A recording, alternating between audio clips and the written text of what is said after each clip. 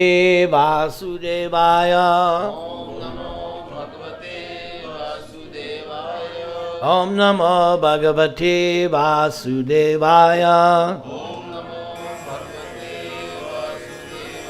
Om Namo Bhagavate Vasudevaya.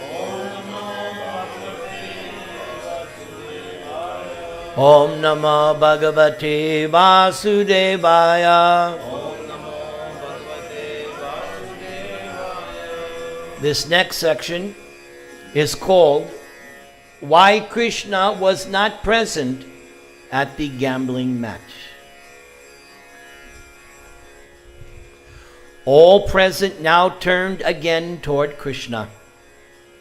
Looking at Yudhishthira, Krishna said, O Lord of the earth, had I not been otherwise engaged at the time, I would have personally come to prevent the gambling match. By pointing out the evils associated with gambling, I would have won the support of Bhishma, Drona, Kripa, and Bhalika. Between us, we would surely have swayed the blind king from his crooked purpose.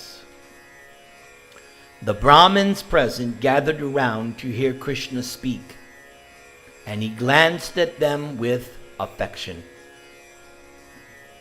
Indulgence in illicit sex, gambling, hunting, and intoxication are the four evils which beset men and deprive them of their prosperity. Gambling is particularly marked by the destruction of property, misfortune, and the squandering of one's wealth. Gambling only leads to harsh words and enmity.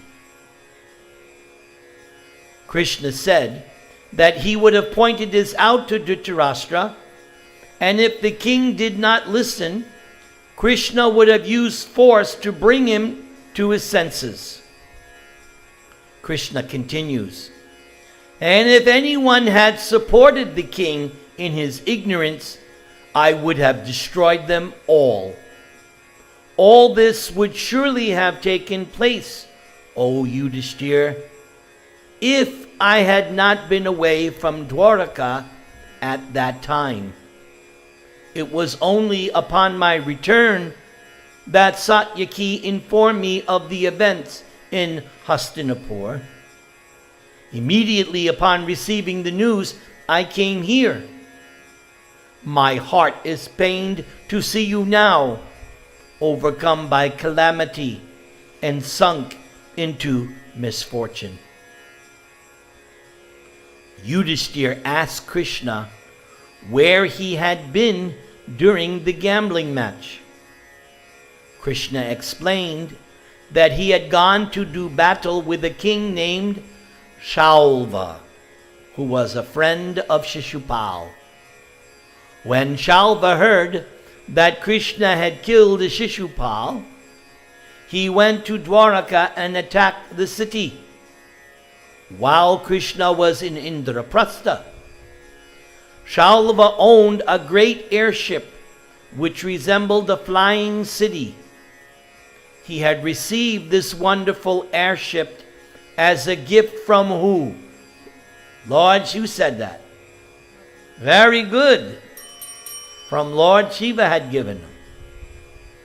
In battle, Shalva used it as a base from which to attack his foes. Raining down weapons of every kind, Shalva had challenged Krishna. Not realizing that Krishna was absent from Dwaraka. After wreaking havoc in Dwaraka, Shalva had returned to his own city. Then when Krishna returned to Dwaraka, Krishna fought with Shalva, and when the fight with Shalva was going on, at one point, Shalva in his airplane produced Vasudeva, Krishna's father. And Shalva said to Krishna, watch, I will kill your father right before you. And he cuts off Vasudev's head. And for a moment, Krishna is, oh no. And Krishna was visibly overcome. But then, right after Shalva had killed, Shalva disappeared. And Krishna said, wait a second. This is magic trick of Shalva. He couldn't have possibly killed my father. Why? Balaram is there because Balaram is the patron father of Dwaraka. He protects Dwaraka. Krishna said, no, this is magic trick of Shalva. And after all, where's the dead body? No. So although for a moment Krishna was overcome by grief because his father was killed, which is so nice. Even Krishna has feelings, even though it's Krishna who tells us in the Bhagavad Gita, Natvam sochitam arhasi, don't lament. Yeah, but when it comes to his father, it's a different story. So that's natural. That's natural.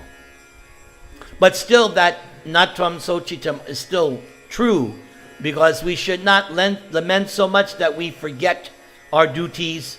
We forget, yes, there's going to be lamentation. I'm sure even my wife will cry when I die. A little bit.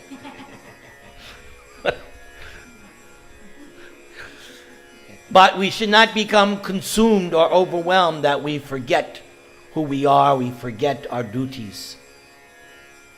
So after that, then Krishna really fought with Shalva and used his weapon, Sudarshan Chakra, and finally killed Shalva. All right, everybody chant the Maha Mantra.